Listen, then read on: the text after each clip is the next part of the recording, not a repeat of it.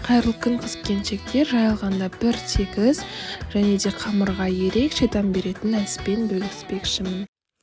Ең алдымен қайнап жатқан бешбармақтың сорпасынан 2 кесе сорпа алып, бір жұмыртқа салып, дәміне қарай тұз себеміз және ұн сеуіп, қатты қылып қамыр илейміз. Түрде қатты қылып илену керек, жұмсақ болса қамыр езіліп кетуі мүмкін. Оны 15 минутқа қойып, және де 2 бөлікке бөліп, осылай июі қанғанша қамыр илеп болғаннан кейін жаюға кірісеміз. Ең алдымен шететтерін басып, дөңгелек пішінге келтіріп аламыз. Тек ортасын мүлдем жаймаймыз, тек 2 шетін ғана жаямыз. Сонда бізде шеті қалың болып кетпейді.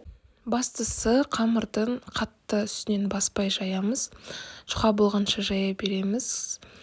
Видео ұнаса, лайк басып, комментарий жазуды ұмытпаңыздар. Каналға тіркеліп қойыңыздар. Келесі кездескенше сау болыңыздар.